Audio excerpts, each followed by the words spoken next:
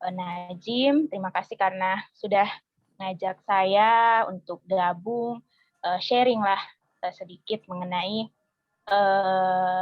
tema kita itu ya. Bagaimana kekerasan seksual yang banyak terjadi sekarang di Bima maupun sebenarnya di luar Bima sih, itu lagi tren ya, banyak ya. Jadi gimana dari sisi psikologi gitu. Nah sebelumnya saya kan tadi Ian sudah menjelaskan sedikit bahwa saya masih mahasiswa psikologi. Kebetulan saya mengambil jurusan S2 dan profesinya sebenarnya konsentrasinya itu saya pendidikan.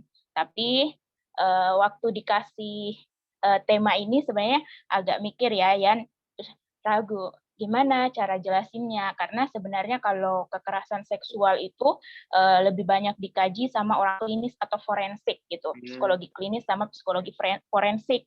Hanya saja karena eh, dasar-dasar teorinya tentang kepribadian itu kan juga saya pelajari di S1 gitu kan. Jadi adalah sedikit gambaran dan nanti saya akan coba bagikan ke teman-teman, tapi tidak terlalu spesifik ke arah klinis gitu. Jadi saya tetap menggunakan pendekatan klinis, cara pandang klinis, tapi saya juga akan menggunakan bukan psikologi sih, pendekatan sistem gitu, yang banyak diajarkan pada mahasiswa psikologi dalam melihat sebuah fenomena atau perilaku gitu.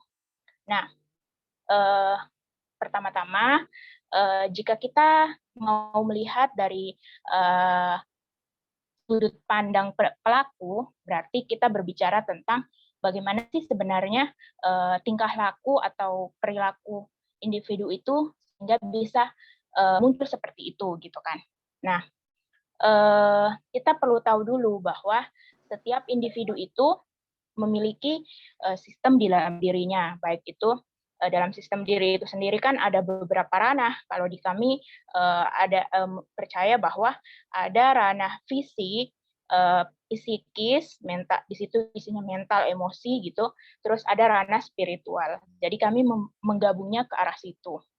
Nah, di luar sistem diri kita itu ada lagi sistem yang agak lebih besar gitu, di mana kita termasuk di dalam sistem kita termasuk bagian dari sistem itu. Misalkan saya punya sistem diri saya sendiri gitu. Di luar itu saya punya keluarga, jadi saya terbentuk dari sistem keluarga saya. Nah, keluarga saya masing-masing individunya juga punya sistem ketika dia berada di sekolah, di universitas, di tempat kerja gitu kan. Nah, itu nanti yang banyak mempengaruhi bagaimana seseorang bisa berperilaku gitu kan. Nah, kasus kekerasan seksual sebenarnya itu pemicunya sangat bervariatif ya, dan itu sangat bervariatif dan unik. Jadi sebagian besar itu orang itu pelaku itu berperilaku seperti itu karena macam-macam faktornya gitu kan. Hampir setiap orang itu persoalannya berbeda. Nah, kita perlu tahu dulu bagaimana sih sebenarnya sistem di dalam diri kita terbentuk gitu kan. Nah, kalau kita menggunakan pendekatan psikoanalisa, biasanya banyak digunakan sama orang-orang klinis, karena memang dasar teorinya itu dia lahir dari seorang psikiater namanya Sigmund Freud. Mungkin ada yang familiar gitu kan. Dia percaya bahwa kepribadian seseorang terbentuk dari tiga berasal dari alam kesadaran dan ketidaksadaran gitu. Nah, seperti apa alam ketidaksadaran itu namanya dia namakan it gitu. Di ranah it itu ada energinya gitu. Yang berasal dari itu berasal dari naluri, libido gitu-gitu. Jadi terkadang perilaku-perilaku impulsif itu lahir karena adanya dorongan energi dari itu menurut pendekatan psikoanalisis tadi. Nah, selain itu di alam ketidaksadaran. Jadi orang psikoanalisa percaya bahwa energi itu muncul dari alam ketidaksadaran. Jadi orang punya motivasi dari itu, cuman energi untuk memicu itu, cuman mereka terkadang tidak menyadari itu pada saat menampakkan perilakunya gitu. Nah, selanjutnya ada alam sadar gitu. Nah, alam sadar itu namanya ego dan superego. Nah, ego inilah yang mempunyai kuasa sebenarnya untuk mau menampakkan perilaku apa keluar. Cuman kadangkala karena energi it yang lebih besar daripada ego dan tidak dibarengi dengan superego yang matang gitu. Superego itu berisi nilai-nilai, norma, jadi yang mereka peroleh pelajaran atau nasihat-nasihat lah yang mereka peroleh gitu. Nah, itu kalau tidak dibarengi dengan itu, maka dorongan energi itu akan lebih besar dan membuat seseorang menampakkan perilaku yang impulsif gitu. Salah satunya kekerasan seksual itu. Nah,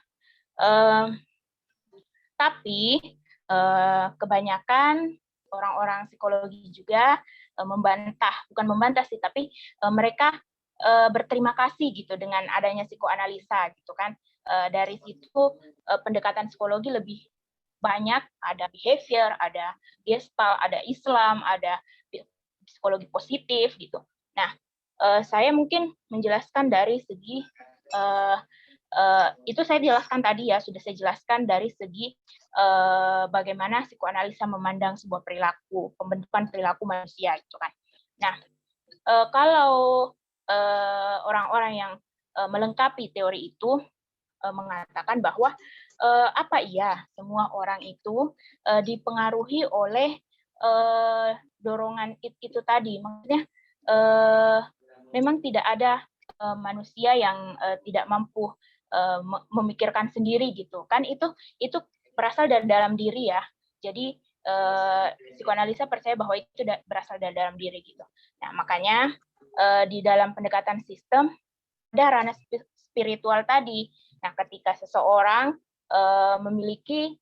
mendapati sebuah stimulus gitu, semua inderanya baik penglihatan, pendengaran, peraba itu perasa masuk dan diolah di dalam kognitifnya.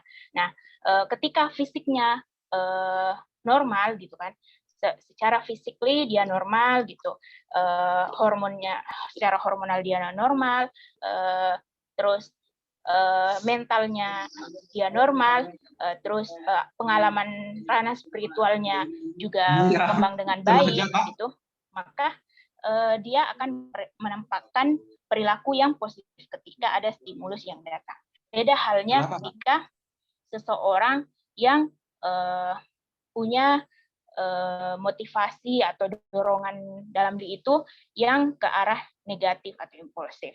Nah, orang-orang yang melakukan perilaku seksual, apalagi kepada anak, itu sebenarnya dipengaruhi beberapa penelitian yang mengatakan bahwa itu dipengaruhi oleh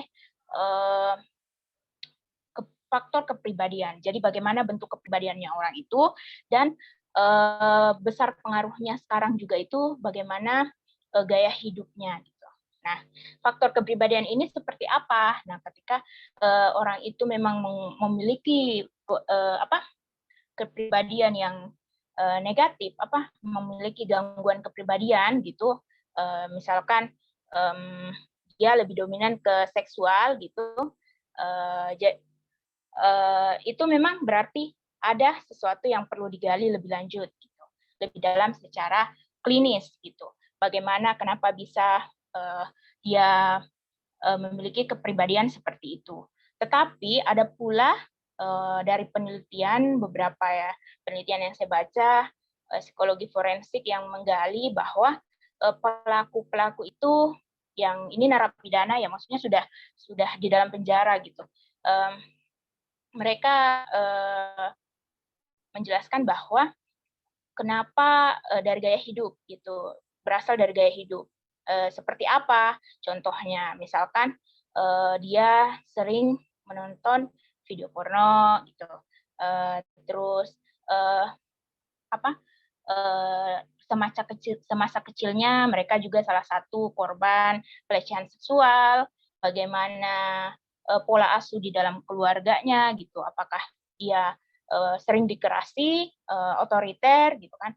Nah, itu semua faktor-faktor yang membentuknya dari gaya hidupnya. Nah, kalau kita berbicara saat ini, di saat pandemi seperti ini kan, eh, di mana semuanya serba daring. Jangankan sekarang sih, sebenarnya sudah lama di saat sudah era apa sih namanya kalau digital gitu kan, semua orang sudah mampu mengakses internet, maka orang bebas, tidak ada coping-nya itu datang dari dalam dirinya sendiri. Jadi ketika seorang individu tidak memiliki coping yang cukup baik ketika memakai atau menggunakan internet gitu, nah itu kadang kita kan misalnya kita buka medsos ya, kadang kita lihat ada iklan lewat-lewat gitu kan yang menawarkan yang seperti itu banyak biasanya. Nah itu kita akan merasa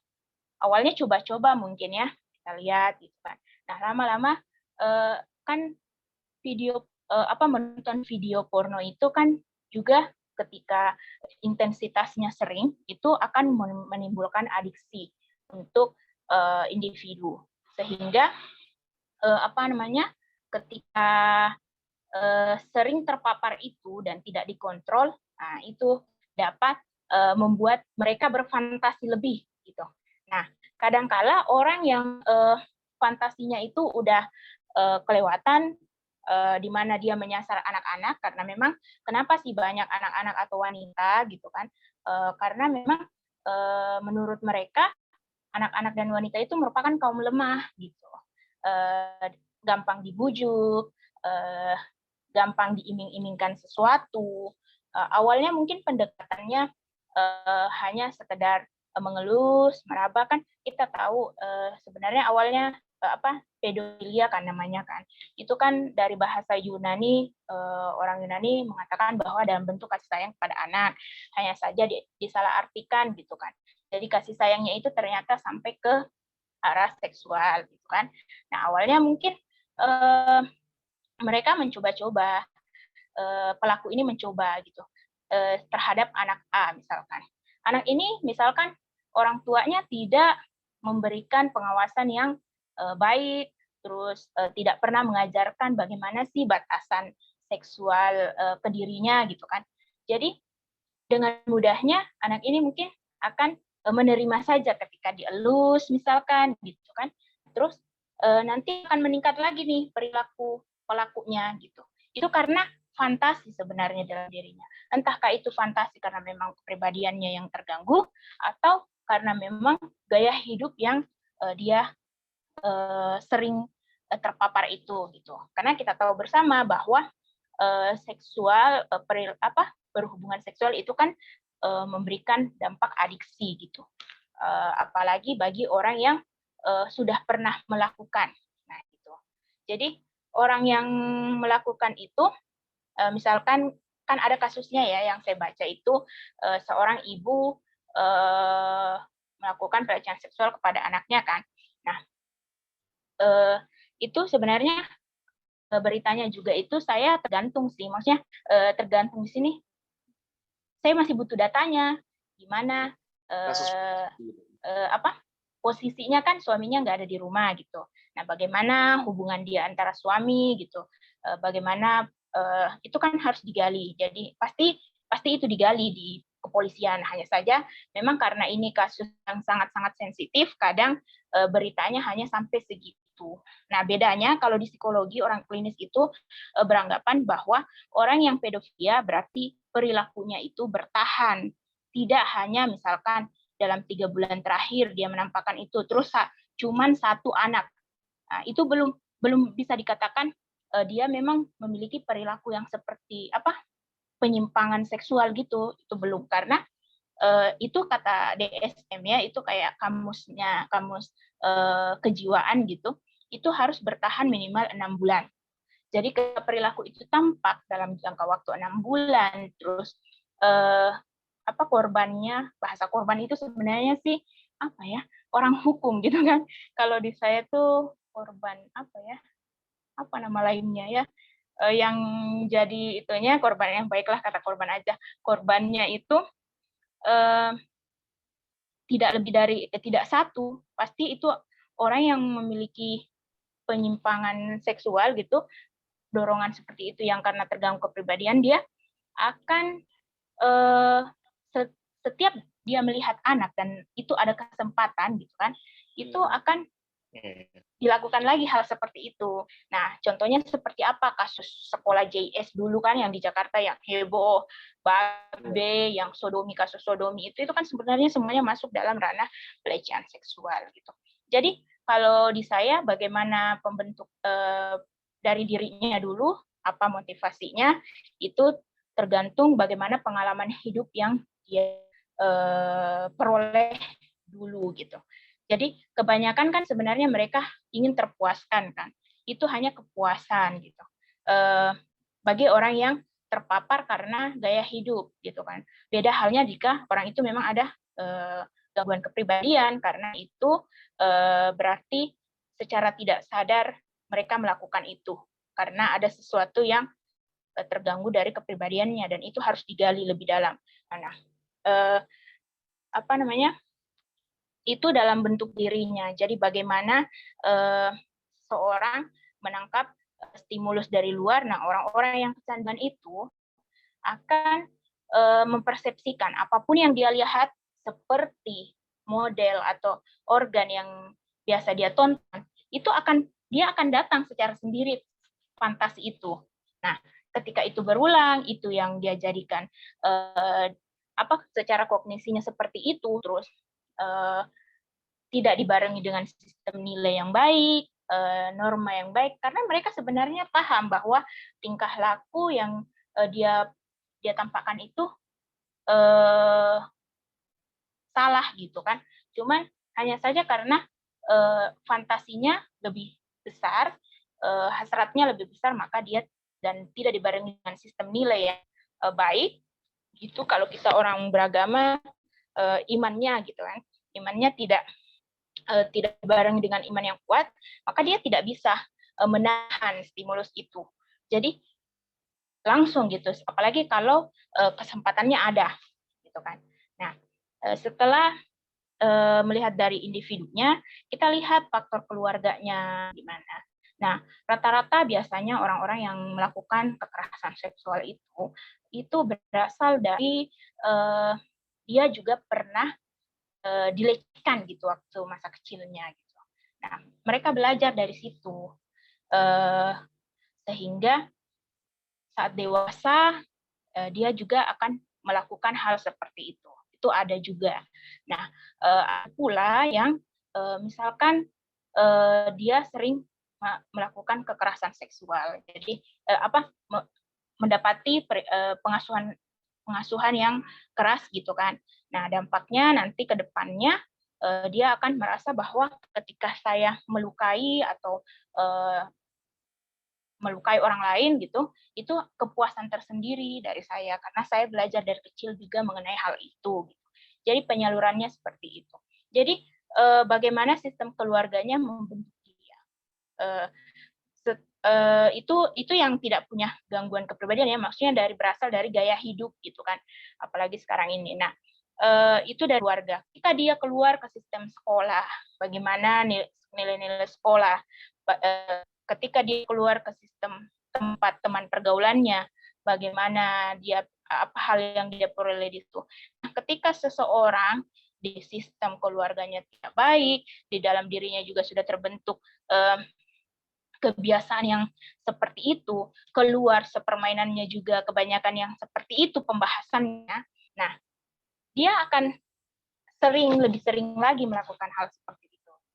Karena memang kalau saya percaya bahwa itu hal yang sangat-sangat mempengaruhi tingkah laku individu. Nah, kemana lagi sistem lebih luas? Misalkan ke pemerintahnya, bagaimana menerapkan, misalkan gimana sih di daerah itu, apakah masih bebas orang minum minuman keras gitu kan, masih bebaskah orang check in di hotel gitu kan, nggak ada peraturan yang ini kan gitu-gitu. Jadi dari situ itu juga memberikan dampak atau pengaruh untuk seseorang bisa dengan mulusnya melakukan itu. Gitu. Lalu itu tadi kenapa selalu anak-anak dan perempuan, karena anak-anak dan perempuan tadi merupakan orang yang dinilai lemah gitu. Anak-anak ketika sudah diberi iming-iming hadiah, mereka akan lebih lebih mudah untuk dikelabui. Seperti yang beritanya saya baca yang tukang ojek ya, hari-harinya tukang ojek mengantar anak itu, terus dia perkosa gitu kan. Nah, itu pasti orang yang melakukan itu sebenarnya dia sudah paham bagaimana kegiatan anak ini, terus kapan waktunya lengah gitu, tidak diawasi dengan orang tuanya. Nah, itu merupakan faktor kenapa seseorang bisa berani melakukan itu. Nah, ada pula yang saya beranjak menjelaskan dari kasus juga ya yang dikirimkan gitu. Ada pula yang diiming-imingi pekerjaan masih di bawah umur gitu kan, terus dibawa ke daerah Dompu gitu kan untuk dinikahi segala macam gitu bahasanya, tapi ternyata tidak. Nah, itu juga salah satu faktor. Saya tidak mengatakan bahwa orang yang mempunyai level ekonomi menengah ke bawah itu sangat berisiko juga, tapi karena mungkin biasanya orang tua itu lebih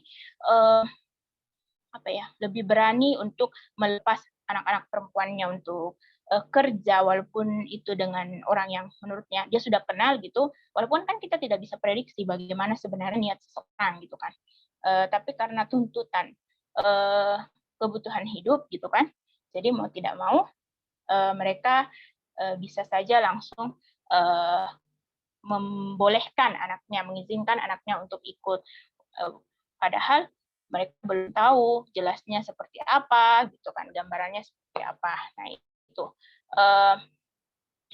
itu sih kalau penjelasan dari bagaimana motivasi dalam diri seseorang itu sehingga melakukan perilaku kekerasan seksual kepada anak gitu. Mungkin Ian, karena saya itu nggak sediain slide ya, jadi saya tadi di pikirannya mungkin kalau ada yang bertanya saya berkembang dari situ aja gitu pembahasannya gitu. Terima kasih banyak Mbak Nurmala.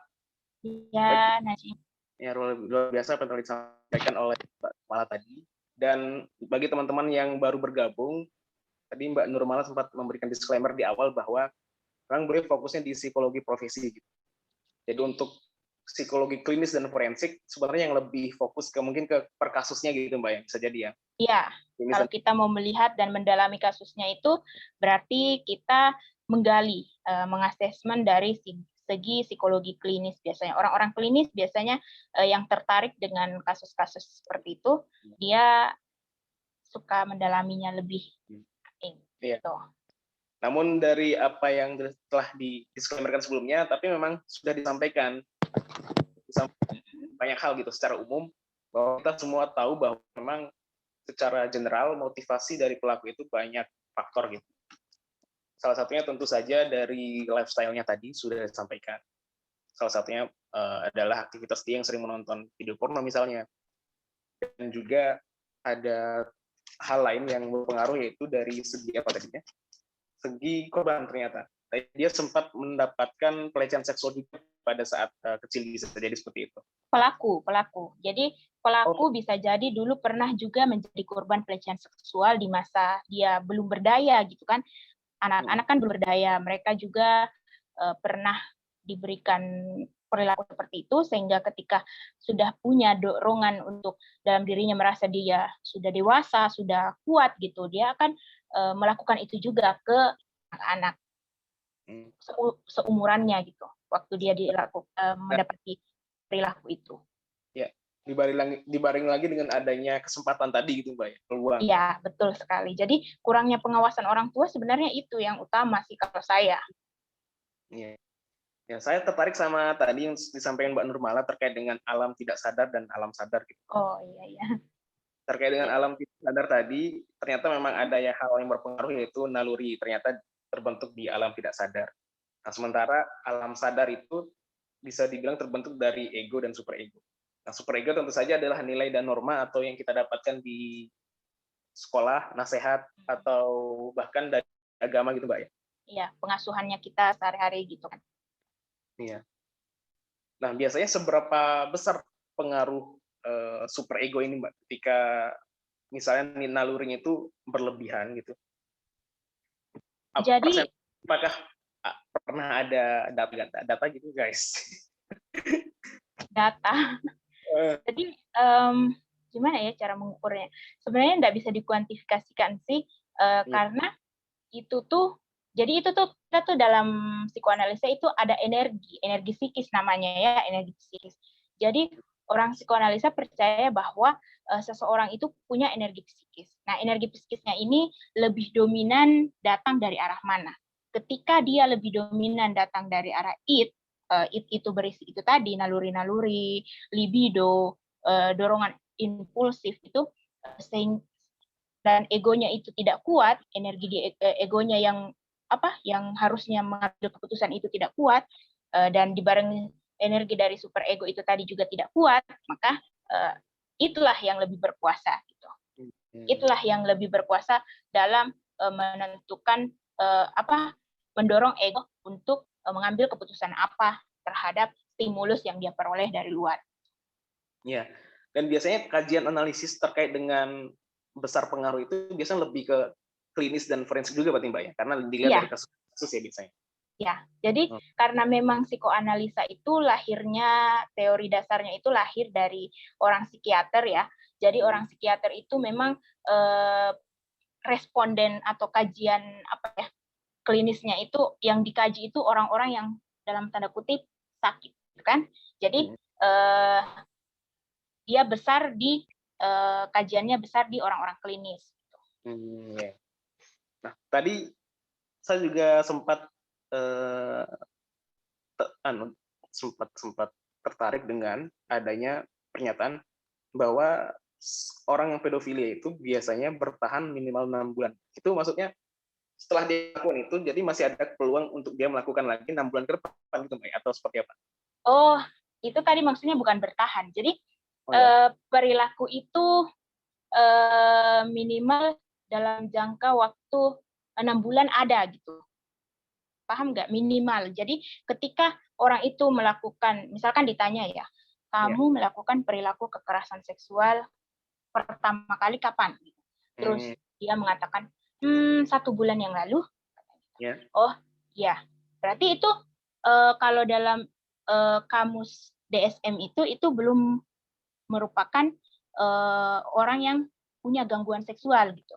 Karena di kamusnya itu minimal 6 bulan itu tadi adanya, maksudnya perilaku itu bertahan minimal adanya 6 bulan gitu. Dan korbannya tidak milih, maksudnya misalkan orang terdekatnya aja, satu anak aja, enggak. Jadi ketika seseorang mengasesmen pelaku kekerasan seksual dari satu anak, nanti akan ada lagi anak-anak berikutnya.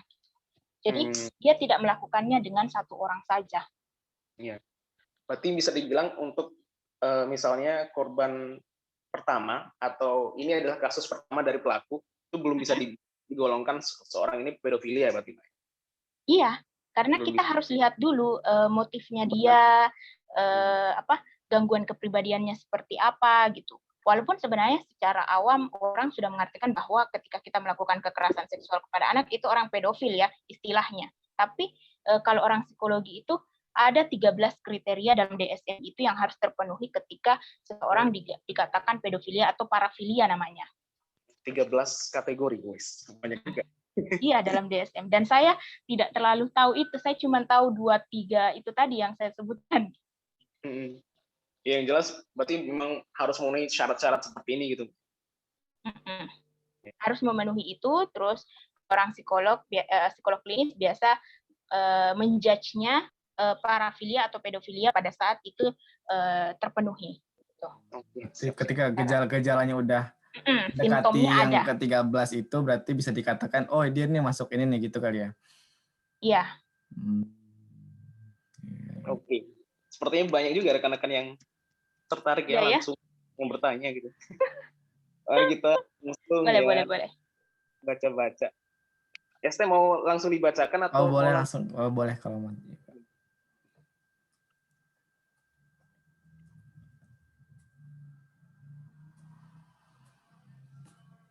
Este mungkin mau langsung bertanya, boleh kami persilakan. Ini aku apa langsung aku bacain aja kali ya, nggak apa Jim ya?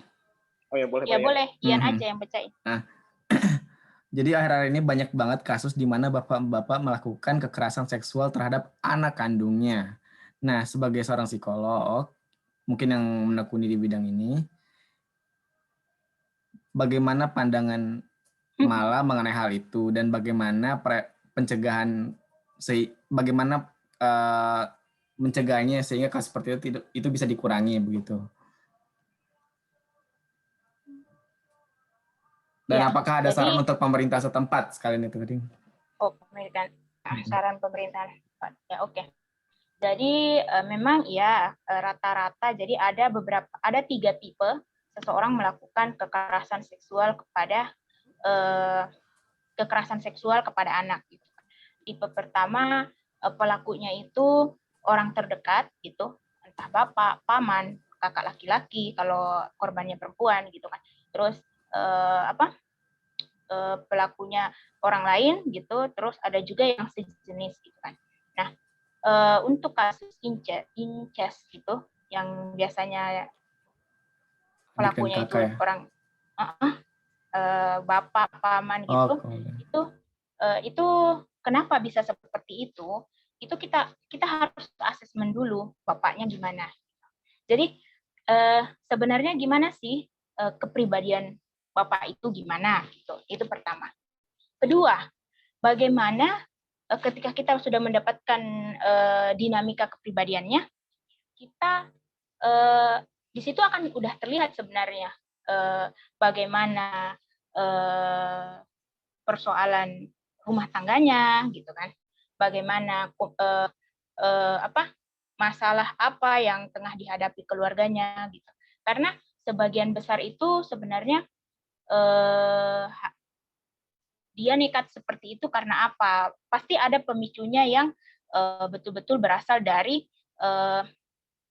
entahkah dia merasa stres atau cemas, atau mungkin bisa jadi juga dalam hubungan seksual dengan istrinya tidak tercukupi, atau dia juga mengalami sistem hormonal atau hiperseks gitu. Orang physically biasa bilang kayak gitu. Nah, dan itu tidak tersalurkan dengan lawannya yang sah gitu kan, istrinya gitu. Nah, ketika dia melihat anaknya, bisa jadi dia berfantasi dengan apa yang dia tonton. Apabila ini memang tidak ada gangguan ya, sekali lagi apabila memang tidak ada gangguan kepribadian di dalam dirinya. Jadi ketika tidak ada gangguan kepribadian dalam dirinya, itu bisa jadi juga berasal dari apa yang selama ini dia tonton gitu kan. Seperti itu biasanya yang terjadi. Dan bagaimana preventifnya di dalam perkembangan, psikologi perkembangan ya, sebenarnya ayah memang punya peran untuk dekat dengan anak, apalagi anak perempuannya gitu kan. Karena bagaimanapun orang tua baik ibu dan ayah itu harus memberikan pendekatan rasa gitu. Karena emosi itu berkembang ketika seorang anak mendapatkan suplai rasa itu penuh dari orang tuanya dulu gitu. Ketika orang tuanya itu memberikan suplai rasa itu baik gitu kan, menerima dari kecil dia selalu diterima saat berbicara, dielus dalam artian menenangkan gitu kan, itu bentuknya akan baik. Tapi beda halnya ketika seseorang yang itu tadi kita kan percaya ya bahwa setiap manusia itu kan punya nafsu gitu kan. Nah, itu ketika ada kesempatan dalam posisi buyar, apalagi seorang laki-laki kan, dorongan nafsu yang tidak terbendung dan tidak disertai dengan sistem nilai atau iman gitu kan yang kuat, maka hal itu bisa terjadi. Nah, bagaimana preventifnya?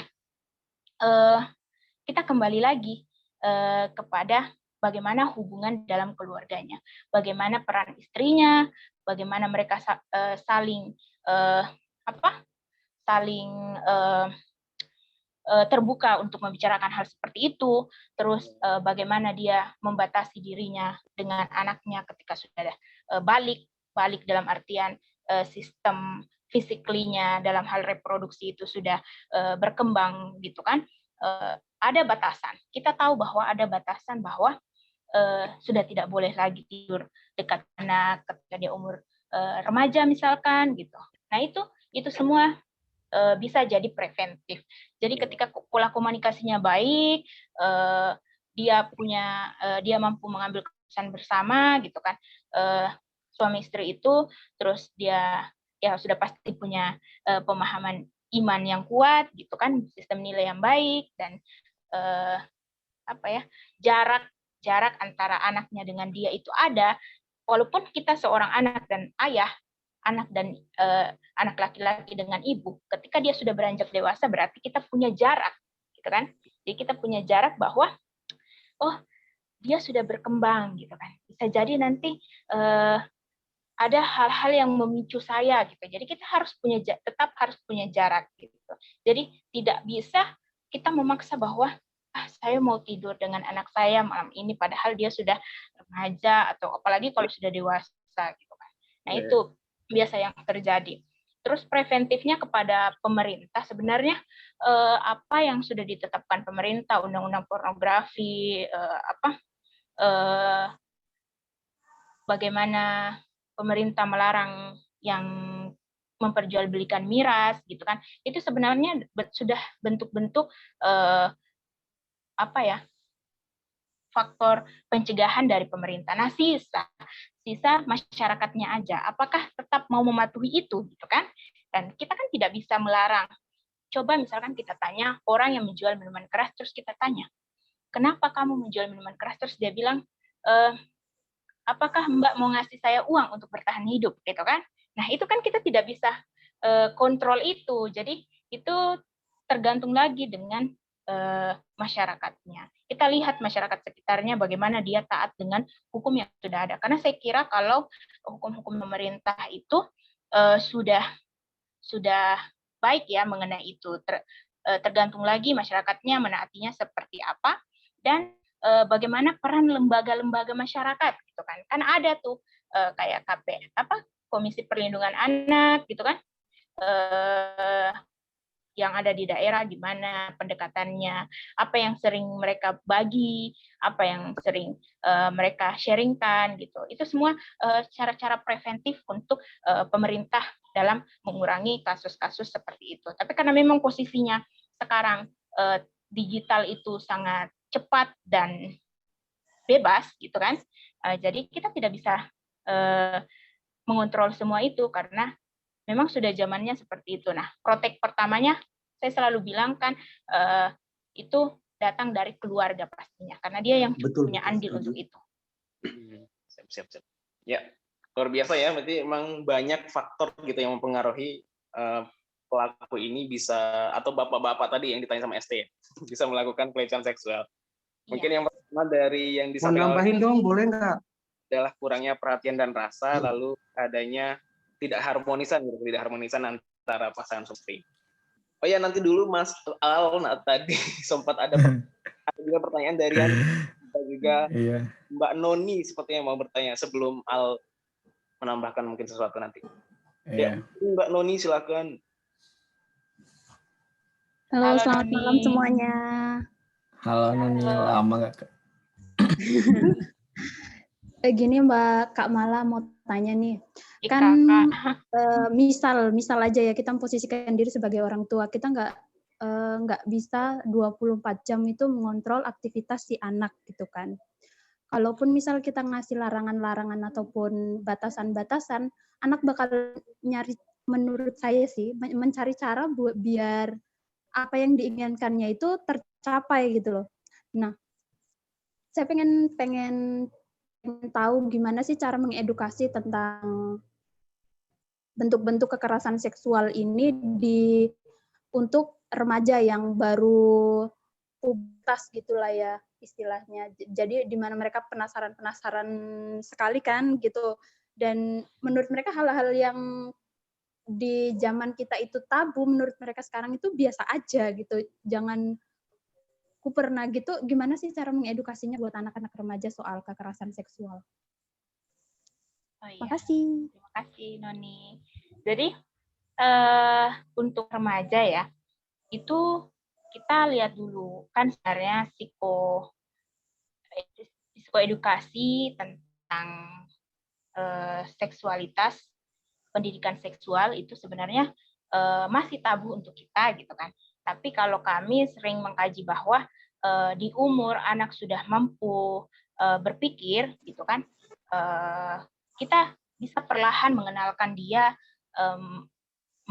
dia tentang pendidikan seksual. Nah, pendidikan seksual itu seperti apa? Contohnya misalkan di usia dia sudah SD, sebelum SD malahan TK sudah bisa diajarkan kamu perempuan loh, bapak itu laki-laki. Misalkan dia punya abang laki-laki. Dia punya adik perempuan. Nah, kamu perempuan, kamu punya adik perempuan, itu sama dengan kamu. Jadi, dalam artian, kamu sama dengan dia, sedangkan misalkan bapak kamu itu beda, abang kamu itu beda. Nah, nanti, itu dulu. Nanti setelah dia sudah mampu berpikirnya sudah semakin menuju abstrak gitu kan, berpikir secara abstrak, mampu memikirkan itu, kita ajar lagi bahwa ini daerah di sini itu misalkan untuk perempuan tidak boleh disentuh oleh orang lain, bahkan ibu pun tidak boleh kalau kamu tidak mengizinkan gitu. Nah, itu tidak apa-apa kita ajarkan pada remaja kita pendidikan seksual itu. Nah, misalkan paparan teknologi, itu pun mereka akan tahu bahwa batasannya yang bisa kami tonton seperti apa nantinya gitu kan. Nah, sama halnya dengan kadang kita lalai ya, ada beberapa orang tua misalkan dia melakukan hubungan seksual ditonton oleh anaknya. Dia tahu bahwa anaknya tonton, dia tidak memberikan penjelasan. Padahal anak bisa jadi penasaran apa yang dia lakukan gitu kan. Apalagi kalau sudah remaja dan melihat hal itu. Nah, orang tua harus pintar menjelaskan bahwa itu memang ada.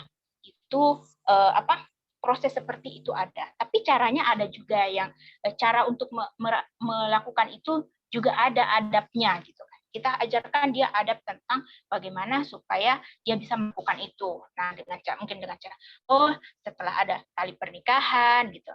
Ya, ketika kamu pacaran tidak boleh seperti itu gitu. Nah, itu sudah bisa kita kenalkan sebelum mereka semakin beranjak remaja, sehingga ketika di luar sana, walaupun dia diajak menonton oleh temannya, walaupun tiba-tiba dia penasaran, dia sudah bisa tahu batasnya seperti apa. Mungkin itu dari saya. Iya sih, kalau dipikir-pikir memang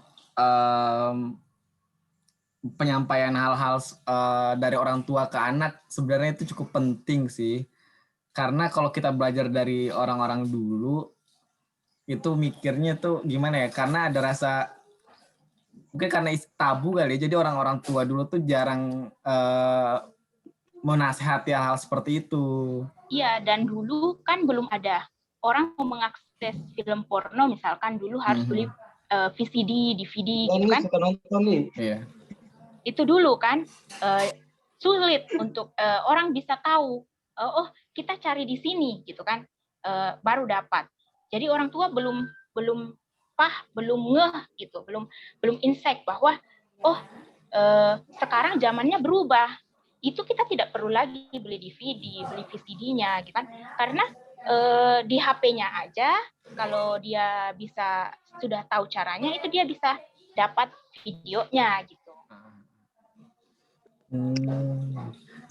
Tadi apa namanya? Kira-kira di usia berapa sih idealnya tuh ketika kita menyampaikan hal-hal demikian ke si anak?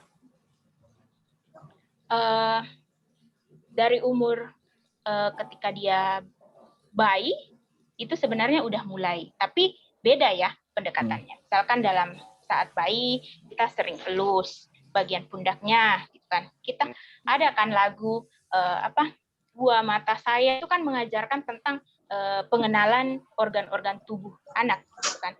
Tapi masih bayi kita sudah bisa ajarkan dia mengelus pundaknya dulu, mengelus lututnya, gitu kan. Nah, ketika dia sudah mampu berbicara, kita sudah bisa mengenalkan mata ini, bahu ini, gitu kan, perlahan-lahan.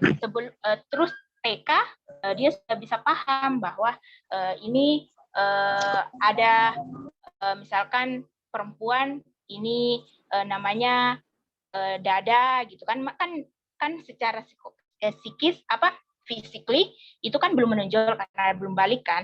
Jadi kita sudah bisa mengedukasi dia di awal situ. Nah, ketika dia sudah beranjak balik secara fisik, walaupun akalnya belum balik, gitu kan, secara fisik kita sudah bisa memberikan tekanan lagi bahwa itu tidak bisa disentuh oleh siapa, gitu.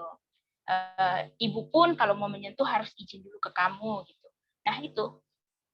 Jadi dari bayi kita harus kenalkan bahwa sebenarnya ada indera peraba itu ada. Oke. Ya. Jadi kita memang dari bayi itu itu, tapi memang dengan cara-cara yang lain dan yang sesuai dengan umur mereka gitu, Pak. Iya. Ketika dia sudah mampu berbicara, kita satu-satu kenalin namanya, gitu kan. Setelah dia secara berpikirnya dia udah SD, udah mampu berpikir operasional, itu kita bisa kenalin lagi bahwa nanti ketika kamu sudah menstruasi perempuan, gitu kan, ada hal-hal yang berubah dari fisikmu. Itu wajar. Kita jelasin kayak gitu. Itu wajar. Tapi ketika kamu melihat lawan jenis dan ada dorongan dari dalam fisikmu yang kamu rasa itu aneh, itu yang tidak boleh disalurkan sembarangan, gitu. Itu masih bisa kita jelaskan seperti itu. Kalaupun dia penasaran, kita beri batasan lagi, kita beri penjelasan lagi bahwa itu tetap bisa nanti kamu bisa merasakan itu, tapi ada adabnya, gitu. Kita tidak apa-apa menjelaskan itu kepada anak, apalagi kalau dia sudah remaja. Saya kira mereka sudah bisa berpikir, gitu. Dan jangan lupa lagi bahwa kita ajarkan bahwa apa tingkah laku yang kamu ambil, pengambilan keputusan atas tingkah laku yang kamu mau lakukan, itu ada konsekuensi dan resikonya. Ketika kamu memilih misalkan membiarkan atau memberi izin seseorang untuk menyentuh itu atau mencium itu seperti itu, berarti ada konsekuensi dan resiko yang akan kamu hadapi. Itu kita bisa jelaskan juga sehingga dia bisa paham. Tapi itu bagi remaja ya, karena mereka sudah mampu untuk berpikir secara abstrak. Ya. Terima kasih Mbak Nurmala. Ya, gimana respon dari Mbak Noni? Apakah ada tanggapan atau seperti apa? Atau sudah cukup? Sudah cukup. Terima kasih. Nanti menyusul lagi kalau ada. Siap. Host, saya di sini ingin bertanya, host. Oh, silakan, kita langsung silakan aja. Silakan. Terima kasih. Mas Alam. Assalamualaikum warahmatullahi wabarakatuh. Waalaikumsalam warahmatullahi wabarakatuh. Perkenalkan, nama saya Muhammad Nur Hamzah. Saya dari alumni Universitas Mataram Hukum Unram. Baik.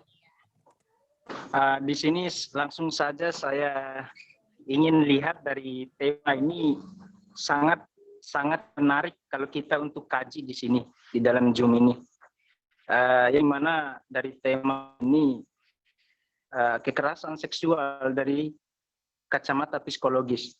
Langsung saja di sini saya akan bertanya terhadap Mbak Nurmala. Iya. Siap.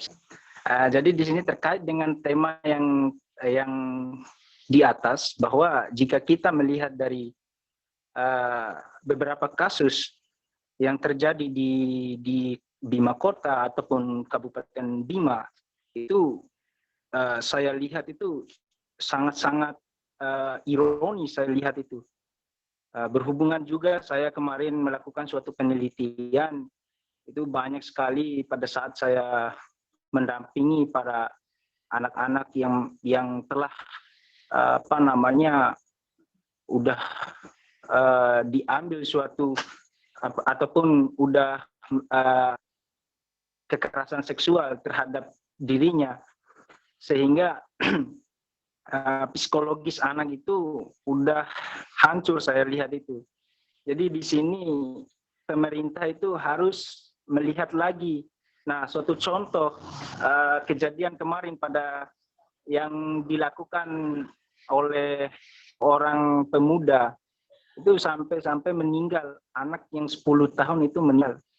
Dia melakukan, astagfirullah, saya gimana ya? Rasanya hukum di Indonesia ini semenjak adanya HAM itu saya lihat itu jadi membias gitu. Membias kalau kita melihat orang-orang itu setelah pemikiran masyarakat ya. Pemikiran masyarakat itu setelah dia melakukan suatu kekerasan terhadap orang, dia masuk di bui, oke. Tetapi pada saat dia keluar, belum tentu dia itu akan melakukan suatu rasa jerah gitu. Contoh kita ambil di dalam peraturan ataupun undang-undang kitab suci Al-Quran itu sangat efektif dia. Pada saat kita melihat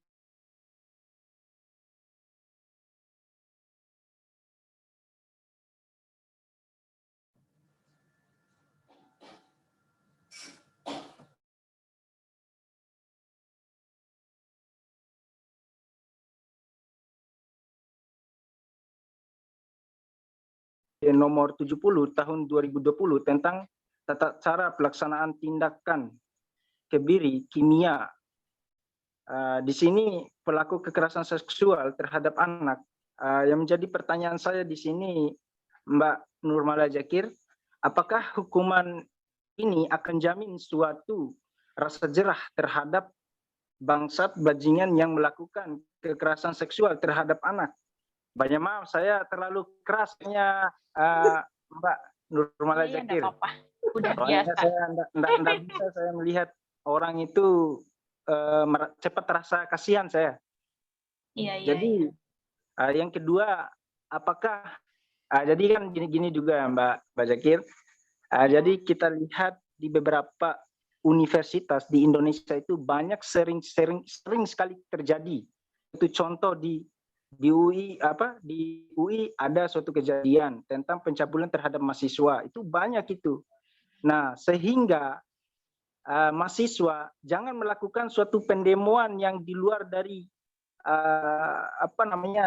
suatu untuk masyarakat. Mereka juga harus perisai diri di dalam lingkungan kampus, karena sering-sering terjadi suatu pelecehan seksual terhadap mahasiswa maupun mahasiswi gitu. Jadi mahasiswa itu harus membuatkan suatu peraturan yang ada di universitas gitu, biar ada suatu rasa jerah terhadap dosen-dosen yang cabul itu gitu. Siap. Oke, berarti pertanyaan dari Mas Nur Alamsyah ini adalah, apakah hukum kebiri itu dapat efektif ya buat menekan pelaku ini ya? Menurut psikologi tentu saja ya. Gitu. Ya. Mungkin bisa dijawab langsung Mbak Nurmala, silakan. Hukum kebiri ya.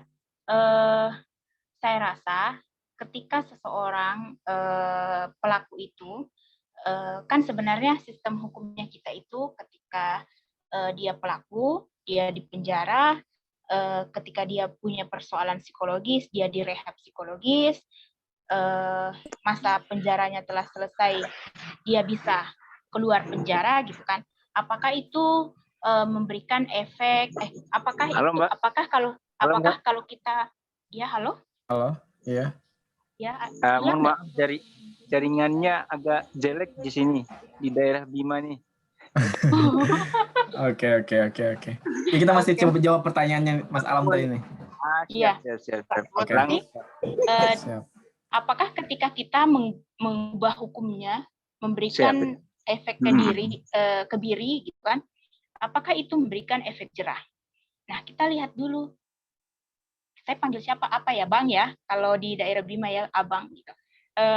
Kita lihat dulu, Bang.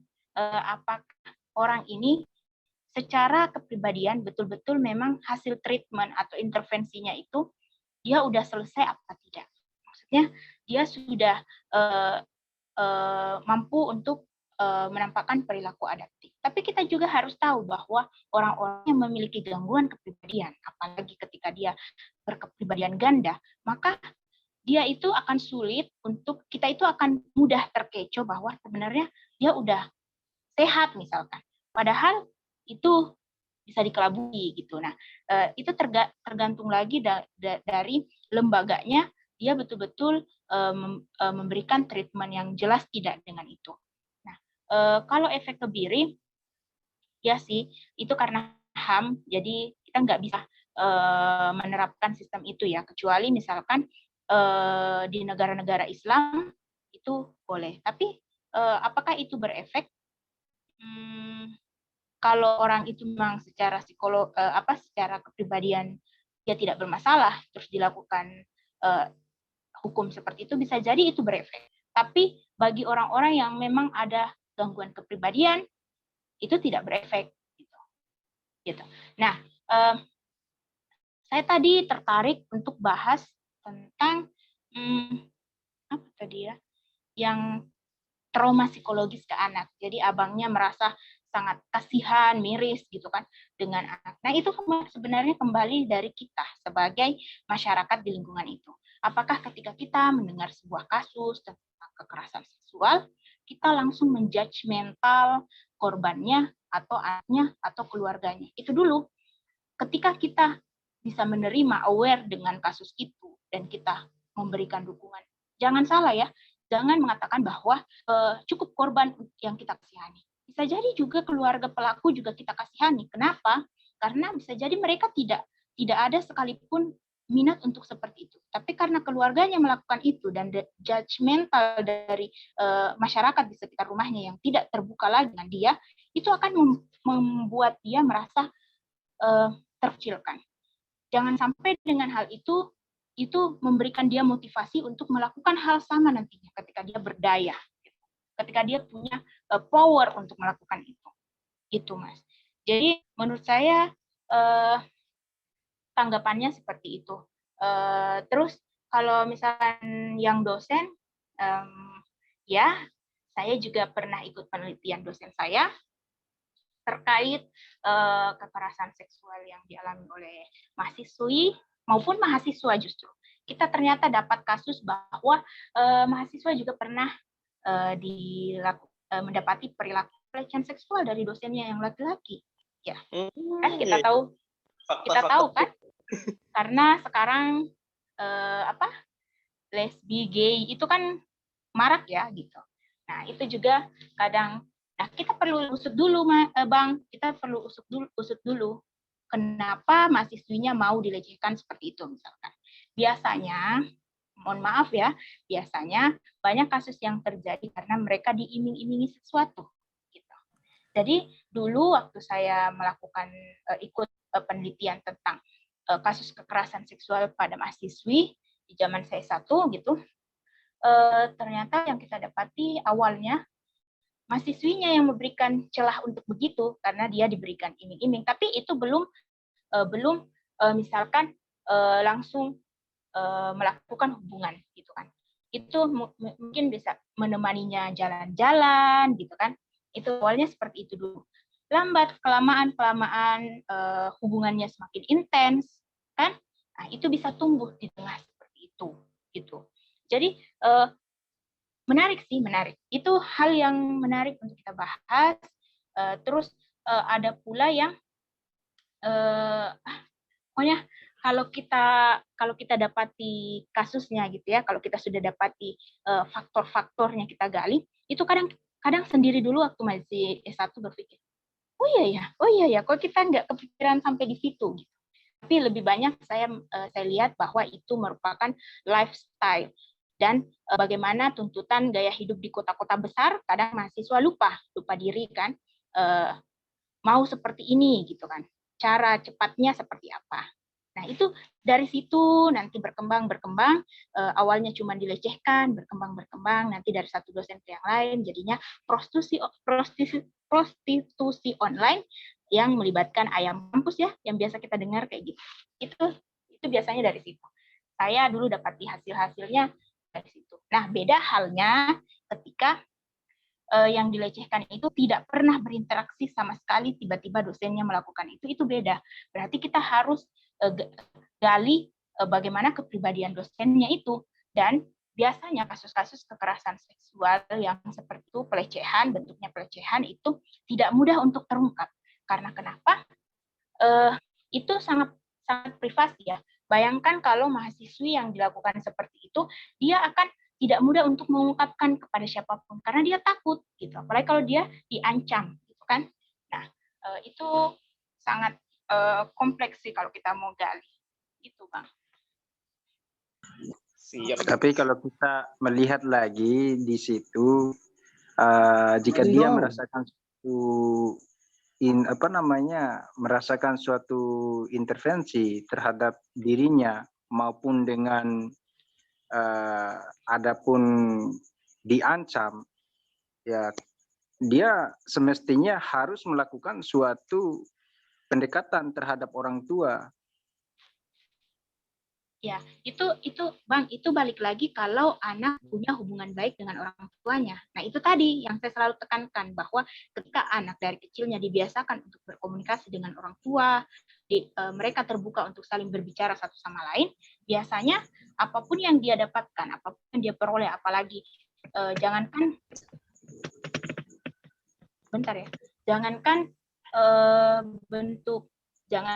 bentuk pelecehan seksual gitu.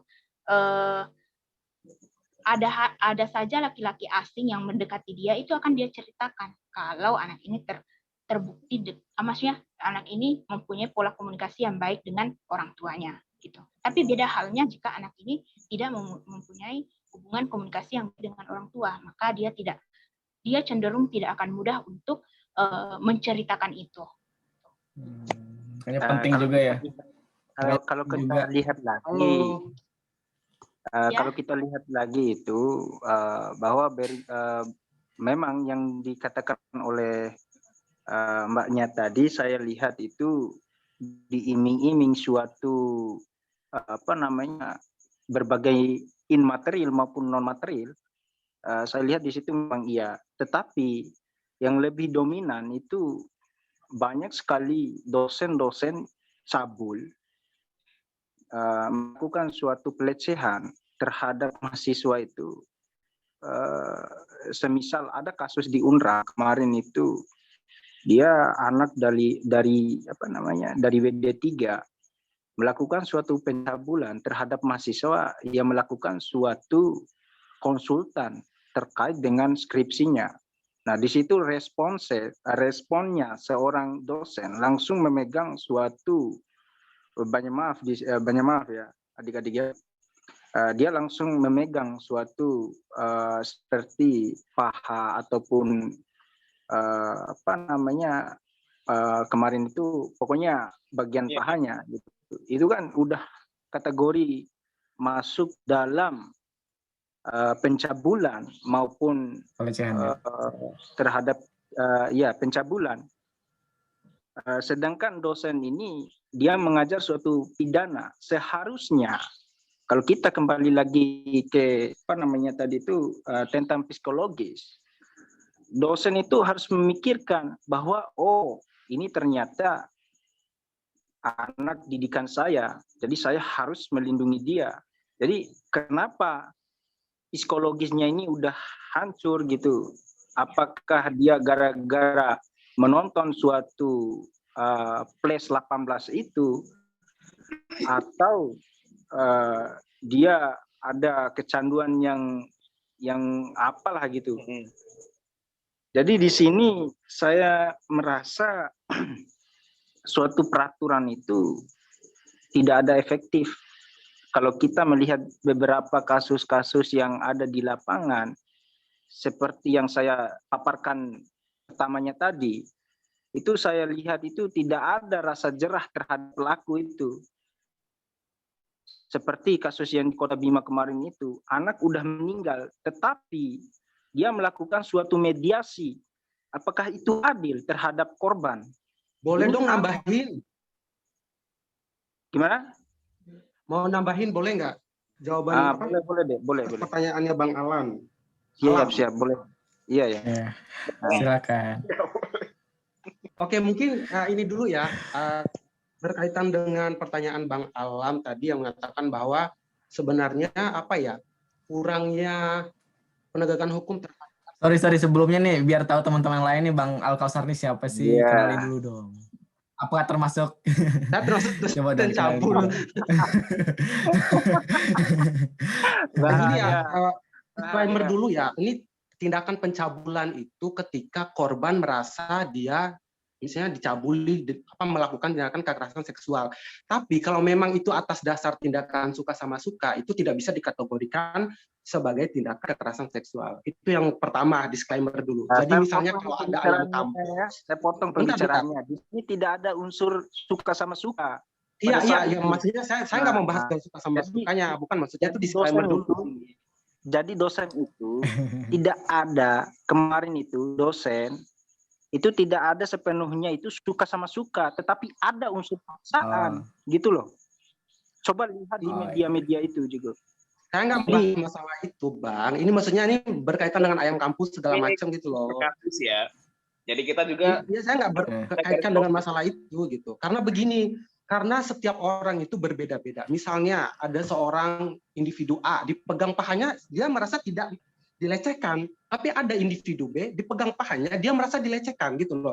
Kita ini tidak bisa mengeneralisir bahwa dipegang paha itu adalah tindakan pelecehan seksual, karena memang setiap orang itu berbeda-beda gitu. Sejauh mana tindakan pelecehan seksual itu apakah ini tindakan pelecehan seksual atau tidak, tergantung individunya itu sendiri. Kalau memang pelaku itu merasa itu adalah tindakan kekerasan seksual dan harus dilaporkan, yang memang itu harus kita sama-sama care dan peduli gitu, dan kita sebagai masyarakat luas juga harus mendukung hal itu gitu. Yang menjadi fokus saya di sini adalah di mana kebanyakan kasus-kasus kekerasan seksual di Bima ini ditangani secara kekeluargaan. Pernah baca berita kemarin bahwa kasus kekerasan seksual itu dinegosiasi. Padahal tindakan-tindakan seperti itu tuh tidak boleh dinegosiasi gitu loh. Tidak ada istilahnya korban kemudian pelaku bernegosiasi untuk bermusyawarah terhadap kasus-kasus seperti ini. Tidak. Karena kasus tindakan kekerasan seksual ini adalah kasus yang memang dan harus ditindak lanjut secara hukum gitu. Jadi pelaku kan sudah diatur dalam undang-undang bahwa dihukum sekian-sekian, dan itu harus diselesaikan secara hukum, bukan secara kekeluargaan. Nah, maka dari itu tindakan-tindakan kekerasan seksual banyak terjadi karena hukum-hukum di Indonesia ini lebih mengedepankan istilahnya ayo kita selesaikan secara kekeluargaan, padahal itu tidak bisa. Jadi, kenapa juga tindakan-tindakan kekerasan seksual itu sulit dideteksi? Karena ini menurut salah satu ilmuwan namanya Stephanie Moran, dalam bukunya menyatakan bahwa tindakan kekerasan seksual itu biasanya terjadi dilakukan oleh orang-orang di lingkungan sekitar dia. Jadi orang-orang terdekat dia yang bisa melakukan tindakan kekerasan seksual, sehingga itu tidak bisa terdeteksi gitu loh. Jadi tiba-tiba pamannya, ayahnya, ibunya, tetangganya yang melakukan tindakan seperti itu gitu. Jadi memang sulit untuk dideteksi. Nah, yang kita lakukan adalah kontrol sosial kita gitu. Bagaimana kita di lingkungan sosial kita tuh harus meningkatkan awareness terhadap tindakan-tindakan seperti ini. Dan biasanya mungkin dilupakan tadi ya. Jadi tindakan kekerasan seksual ini biasanya dilakukan oleh pelaku yang ingin korban yang ingin balas dendam. Seperti ini contohnya, misalnya Sani jadi korban tindakan kekerasan seksual dan dia ingin melakukan tindakan itu atas dasar dia dendam karena dia menjadi korban tindakan kekerasan seksual itu. Kita juga harus memahami hal-hal seperti itu. Dan mirisnya di Indonesia ini biasanya tindakan korban kekerasan seksual itu diberikan stigma. stigma dalam artian begini, lu kan pakaiannya seksi, pantas dong dilecehkan. Lu kan terbuka pakaiannya, pantas dong. Pelaku itu yang salah, bukan korban. Korban itu tidak salah sama sekali. Yang salah adalah pelaku yang memiliki istilahnya dorongan-dorongan negatif untuk melakukan tindakan-tindakan kekerasan seksual. Jadi saya harap kepada mungkin seluruh masyarakat, lapisan masyarakat kita tuh istilahnya mengedukasi diri bahwa pelaku itu harus disupport. Jadi jangan sampai pelaku itu merasa dia ada stigma dari masyarakat, jadinya takut melaporkan, takut dicap sama masyarakat, takut digunjing oleh masyarakat. Padahal kan sebenarnya mereka tuh butuh support dari kita. Itu sebenarnya yang ingin saya sampaikan, dan kasih kepada Bang Najim dan Bang Ian telah mengundang Mala, karena dari dulu ya maunya undangnya Mala, karena saya rasa pembahasan kasus-kasus seperti ini itu sangat penting bagi generasi kita, karena melihat tren beberapa tahun terakhir bahwa di Bima khususnya itu peningkatan kasus kekerasan seksual terhadap anak dan perempuan itu dari tahun ke tahun itu meningkat, dan kita sebagai istilahnya di lingkungan sosial kita tuh harus benar-benar bisa meminimalisir kejadian-kejadian itu terulang lagi seperti itu. Mungkin itu sih. Terima kasih. Terima kasih Mala atas Kausar. Jadi tadi undang-undang berapa tadi itu? Gimana Mas Alam? Yang disebutkan tadi itu undang-undang berapa? Saya belum paham undang-undang itu. Kalau masalah undang-undang mungkin saya lebih paham ya. Saya nggak ngerti undang-undang. Jadi menurut saya intinya hukum ya sesuai dengan aturan yang berlaku gitu. Ya hukumnya segitu ya segitu. Gitu. Jangan sampai kita asal sebut undang-undang kalau tidak tahu undang-undang gitu loh.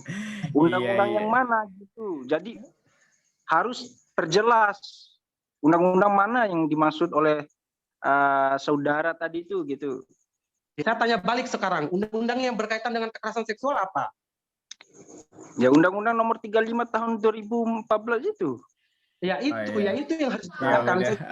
Itu maksudnya di sini jangan sampai kita sebagai masyarakat itu istilahnya negosiasi terhadap kasus-kasus kekerasan seksual begitu Bang. Jadi harus ditindak sesuai undang-undang yang berlaku ya, undang-undang yang Anda sebutkan tadi begitu maksudnya. Nah, oke, siap. Terima kasih Bang Alam dan Bang Ajar. Saya bisa tambahkan mungkin ya. Kita kembali ke Mbak Mala dulu dari faktor. Jadi terima kasih Bang Al, saya panggilnya Bang Al di sini ya. Bang Al dan Bang Al juga nih, sama-sama Al tadi. Oh, sama-sama Al ya. Bang Al, jadi benar sekali bahwa kita tidak bisa memungkiri bahwa pelaku yang melakukan pelecehan seksual itu bisa jadi juga merupakan korban yang dulunya waktu di masa kanak-kanaknya itu mendapat perilaku kekerasan seksual. Iya betul sekali. Saya dari tadi menekankan itu bahwa bisa jadi memang karena dia juga pernah merasakan perilaku seksual di masa kanak-kanaknya, sehingga ketika di saat itu dia powernya belum ada, dia masih berasa belum berdaya, jadi itu tidak tersalurkan. Nah, ketika dia powernya sudah ada, dia sudah merasa berdaya, dan dia punya kuasa atas dirinya dan beberapa lingkungannya. Nah, yang lupa saya jelaskan bahwa rata-rata biasanya penampakan orang yang melakukan perilaku kekerasan seksual itu awalnya dia baik sekali kelihatannya di masyarakat gitu. Dia ramah, mudah bergaul apalagi dengan anak-anak gitu. Biasanya dia menampakkan perilaku seperti itu.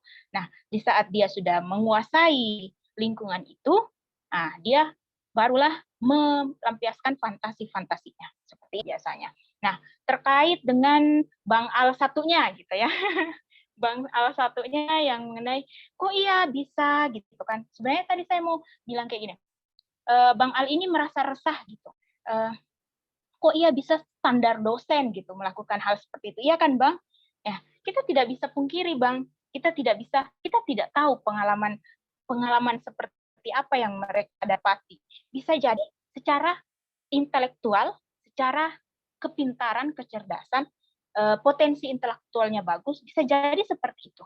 Tetapi apakah dia bisa menahan segala hasratnya itu, kita belum tahu. Apakah dia sehari-harinya punya tersalurkan hasratnya itu, apalagi kalau orang yang sudah menikah ya, apakah dia sudah tersalurkan dengan baik hasratnya itu, apakah dia punya adiksi, kecanduan atas menonton film porno, itu bisa semuanya. Jadi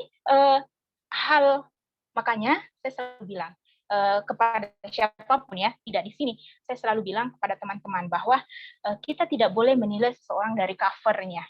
Apalagi statusnya bahwa dia dosen, dia tidak bisa melakukan hal yang perilaku yang impulsif. Belum tentu, kita tidak tahu apa yang ada di dalam kepribadiannya, apa yang ada di pemikirannya, gitu kan? Kita tidak tahu. Nah, terkait batasan, tadi saya ada baca, terus sampai mana sih itu batasannya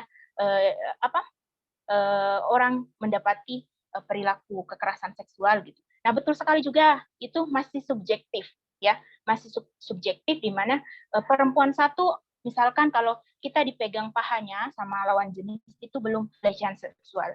Kalau kita gandengan secara tiba-tiba atau orang asing tiba-tiba memegang ini pundak kita, itu belum. Itu subjektivitasnya tinggi sekali karena memang kita belum ada aturan yang jelas tentang itu. Tapi di luar negeri, ini luar negeri ya, yang notabene daerah-daerah Eropa, gitu kan, itu bahkan ketika kita melontarkan kata-kata yang berbau seksual, jangankan melontarkan deh, perempuan lewat di depan kita, ada laki-laki yang sweet gitu, sweet-sweetan, itu sudah masuk kekerasan seksual kalau di sana, secara verbal, gitu. Jadi mereka bisa menuntut itu, bahwa saya dilecehkan dengan kata-kata, itu bisa. Nah, kalau di sini kayaknya udah bisa ya, apalagi cyber sekarang itu, jangankan berbau seksual, kita mengatai seseorang dengan perkataan apa di media sosial dan orang itu tidak menerima, itu bisa diajukan kan ke hukum, ada hukumnya gitu kan? Itu. Jadi itu subjektivitas, tergantung dari orangnya. Jadi dia merasa dirinya dilecehkan atas itu apa tidak? Gitu. Betul sekali. Jadi batasannya masih subjektivitas, tergantung dari individunya. Oke, siap. Malah mungkin aku juga pengen nanya sini sedikit. Mungkin ini lebih ke tentang edukasi ya. Dulu tuh saya pernah nemu dulu ada yang nulis di Twitter dulu, kalau nggak, ini kayaknya beberapa tahun lalu saya sempat baca-baca kalau terkait edukasi ke anak itu, misalkan kita jangan menyebutkan alat vital atau apa itu dengan yang sebenarnya, terus ada juga yang apa ya, intinya jangan, kalau bisa disebutkan dengan yang sebenarnya, jangan disebutkan dengan yang lain-lain gitu loh, paham nggak? Dapat poin nggak? Nah, itu bagaimana sih sebenarnya? Iya, karena memang ketika anak merasa ambigu dengan hal itu, ya kan? Ketika anak merasa ambigu dengan hal itu, maka anak semakin penasaran. Anak-anak remaja itu kan rasa penasarannya masih tinggi ya. Jadi tidak salah kalau kita langsung menyebutkan nama aslinya, nggak apa-apa. Misalkan ini namanya di bagian sini kamu nanti setelah balik payudaramu misalkan akan berubah. Itu wajar kita kenalkan. Justru itu lebih bagus. Jadi anak tahu namanya. Ketimbang kita kasih nama pengandaian yang anak tidak paham dan keluarnya ketika dia bergaul dengan temannya ternyata bukan bahasa itu yang muncul, gitu kan? Iya. Jadi yang dia paham berbeda dari dalam keluarganya. Nah, benar sekali harus sesuai dengan namanya. Karena kan kalau di lingkungan kan ya orang-orang bilang yang harusnya apa, misalnya nih, sorry ya, kayak burung apa-apa misalnya gitu kan, itu kan itu pengandaian. kayak ya, gitu-gitu salah, kan, itu salah ya. Oke, jadi perlu diluruskan itu ya. Oke, terima kasih. Mau nanya, boleh nggak? Penting banget nih, serius. Gimana tuh? Boleh. Gini, berkaitan dengan libido gitu kan. Ini biasanya apa ya? Kan ada istilah coli gitu kan. Sorry nih. Atau bahasa kerennya itu bahasa ini onani gitu lah, bahasa ilmiahnya gitu ya. Iya. Kan biasanya kan yang saya baca nih berkaitan dengan teori dari Sigmund Freud itu kan ada dua dorongan manusia. dorongan untuk melindungi diri dan untuk berkembang biak. Nah, salah satunya adalah libido kan. Nah, kan ini berkaitan dengan libido gitu. Kan libido kan disalurkan bisa secara positif, bisa secara negatif. Nah, kalau negatif ini pasti akan berkaitan dengan kekerasan seksual gitu, pelecehan dan lain sebagainya. Nah, apakah onani ini apakah termasuk penyaluran libido secara positif? Kan begini, daripada dia melakukan tindakan kekerasan seksual gitu kan, berimajinasi segala macam, mending dia coli gitu. Artinya mending dia onani gitu daripada melakukan tindakan kekerasan seksual. Kan memang saya melihatnya, saya bertanya dari secara psikologis ya, bukan dari kesehatan gitu. Gimana menurut Mala kayak gitu? Iya, dari psikologi ya. Pertama mungkin kalau orang Barat prinsipnya gak apa-apa disalurkan dengan seperti itu. Jadi tidak ada yang dirugikan gitu kan, karena itu kan dirinya sendiri. Tapi kita lihat dulu apa dampaknya. Orang yang menyalurkan walaupun lewat onani itu kan ada efek adiksi di dalam dirinya kan. Apakah misalkan dia selama 1 tahun selalu menyalurkan dengan cara seperti itu gitu, apakah itu dia bisa bertahan selanjutnya cukup dengan kepuasan seperti itu? Kan belum tentu. Pasti setiap orang akan selalu merasa pengen coba yang lain gitu kan. Nah, nanti akan berkembang coba A terus jadinya nanti keluarnya ke orang, karena itu tuh kalau kita sering seperti itu kan ada rasa kecanduan gitu kan. Nah, ketika kita merasa sudah kecanduan dan melakukannya dengan cara itu sudah tidak memuaskan rasa candu itu, kita akan cari lagi cara yang lain. Nah, salah satu caranya mungkin dengan cara ke anak kecil atau wanita yang bagi kita laki-laki itu merasa orang yang tidak berdaya tadi. Jadi kalau saya tetap itu bukan penyaluran libido secara positif. Yang dimaksud penyaluran libido secara positif di psikoanalisa itu energi yang berasal dari itu dikelola sehingga dia melakukan perilaku-perilaku yang adaptif gitu, bukan maladaptif. Oke, siap. Terima kasih tadi atas pertanyaan dari teman-teman. Jim, gimana Jim? Berhubung waktu juga Jim ya? Menarik ya bahas ini ya. Jujur menarik dan sebenarnya ini panjang sih. Iya, karena subjektivitasnya tinggi, makanya saya bilang benar. Dari awal kan saya sudah bilang ya ke Ian ya, waduh sensitif nih gitu kan, karena masing-masing orang punya punya pemikiran yang berbeda, dan itu belum hukumnya memang hukumnya belum kuat, maksudnya belum baik lah secara ini. Nah, itu tugasnya orang hukum, Bang. Tadi bagaimana caranya supaya bisa mengubah hukum itu gitu.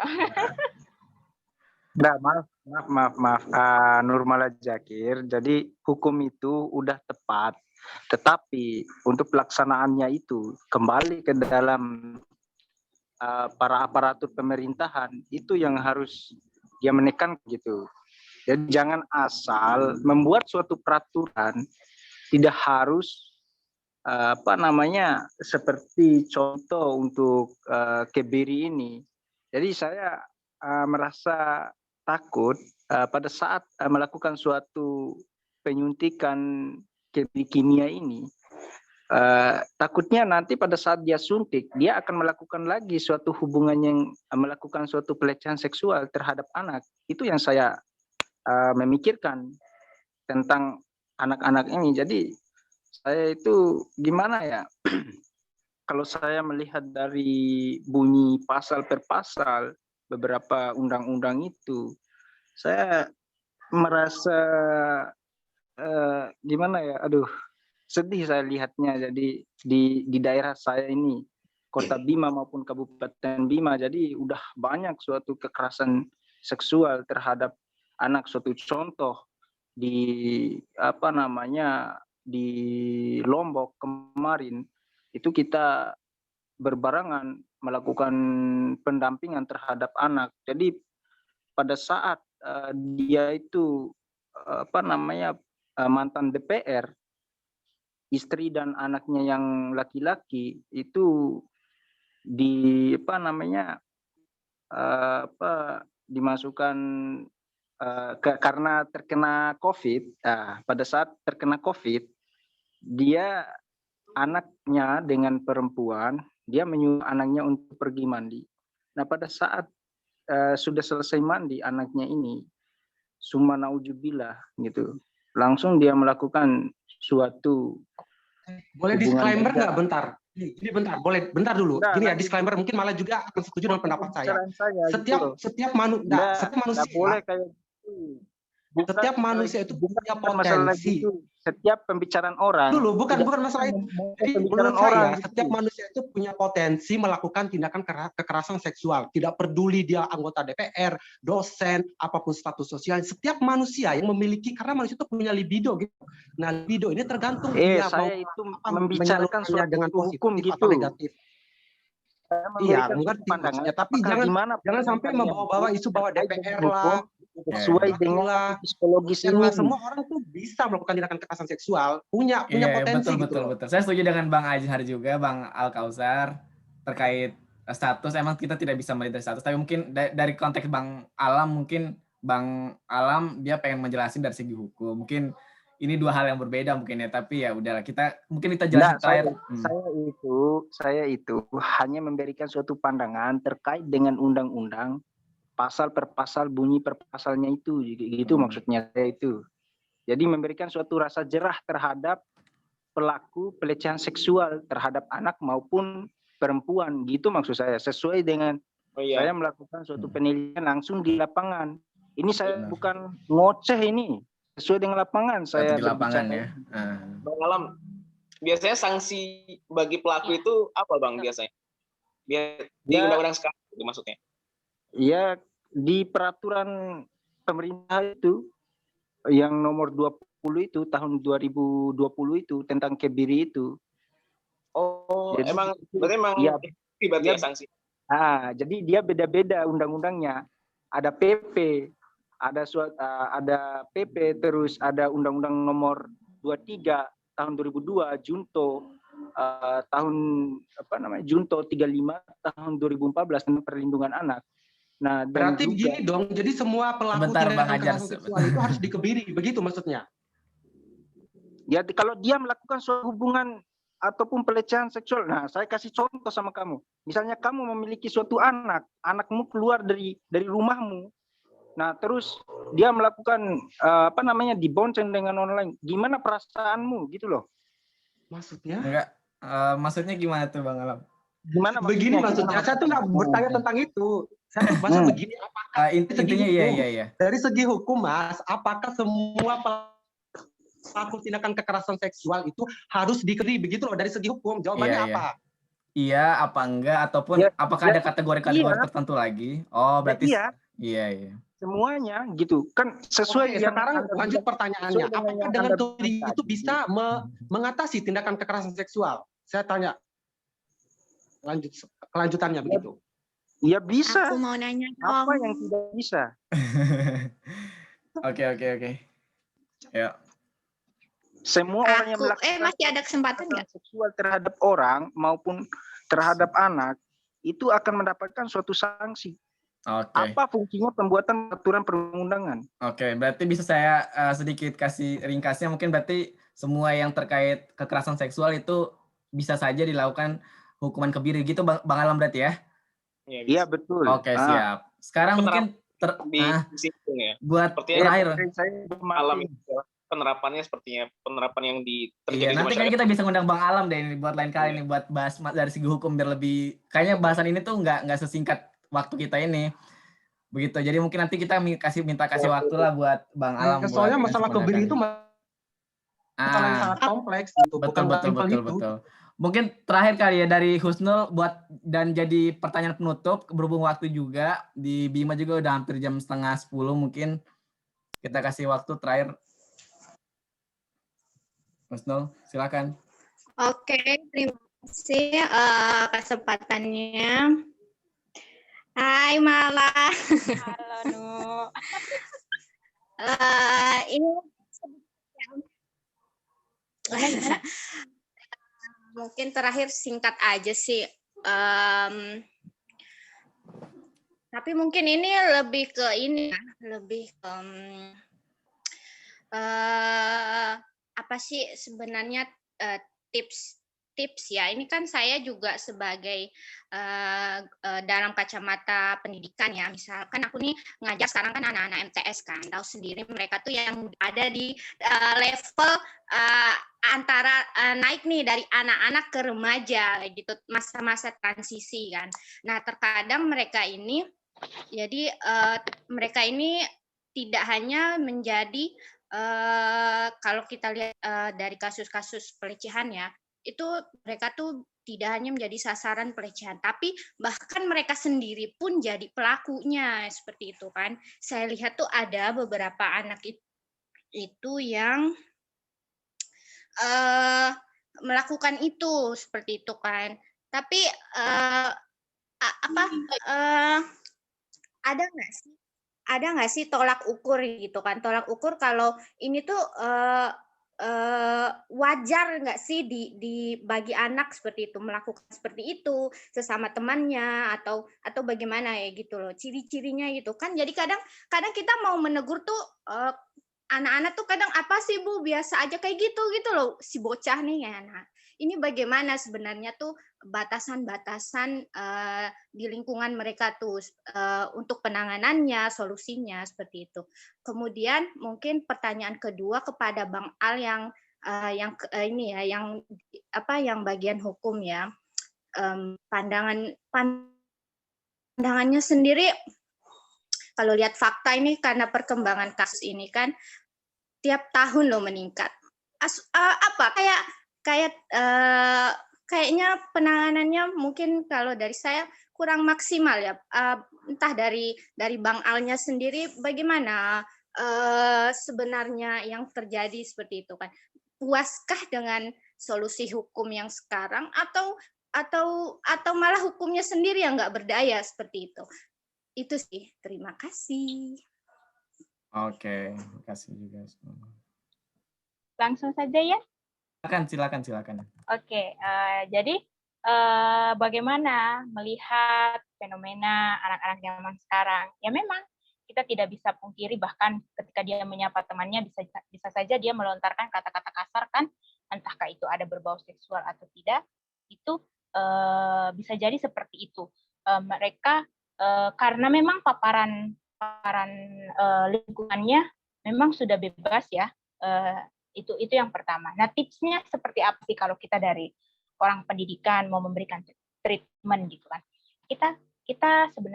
Saya sebenarnya dari dulu mengkaji bukan mengenai kekerasan seksual saja ya, tapi bagaimana penerapan sebuah ilmu atau adab itu diterapkan gitu. Jadi apakah itu hanya sebatas anak diajarkan untuk sampai ke tingkat kognitifnya aja, misalkan. Apakah di sekolah kita diajarkan rukun Islam ada 5. Mereka sudah bisa hafal 5 itu udah lulus, gitu kan?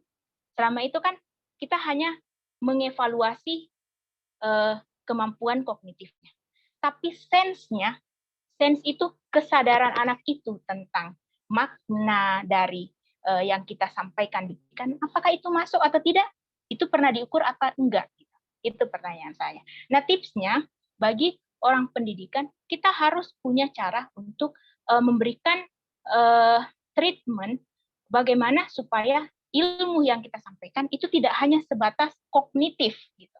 Jadi sense-nya itu dapat, kebermanfaatan ilmu itu dapat anak itu sadar bahwa oh iya ya gitu, oh iya ya ternyata melakukan perilaku seperti ini itu tidak baik gitu. Itu kan selama ini kita hanya mengajarkan perilaku terpuji, perilaku yang baik gitu kan, tapi kita belum pernah mengukur apakah itu sampai ke sense-nya anak itu sampai dengan kesadarannya anak itu, kebermanfaatnya tidak kan. Selama ini hanya diukur sebatas kognitif. Nah, tipsnya dekati dengan cara itu. Bagaimana caranya kita mengajarkan kepada anak, tetapi dia insight gitu loh dari apa yang kita sampaikan. Bukan hanya hafal, tahu, tok gitu. Setelah kasus realnya ada, stimulus realnya ada, dia tidak tahu apa ngapa-ngapain karena itu hanya sampai di kognitifnya dia, tapi masuk ke dalam sistemnya itu belum tentu. Nah, apa tadi pertanyaan kedua? Bukan untuk saya ya, untuk Bang Alam. Jadi gimana? Tapi ini kayaknya yang Bang itunya nggak ada. Oh, udah nggak ada ya? Iya udah. Oh iya. Nah, ya udah nanti mungkin di lain waktu mungkin bakal dijawab Itu mungkin Bang Juno. Alnya mana nggak ada ya? Iya nggak ada. Kira-kira seperti itu No. Iya No. Oke deh. Ya. Kalau kalau saya itu pernah baca ya, namanya tahu nggak Yayasan Kutab Al-Fatih.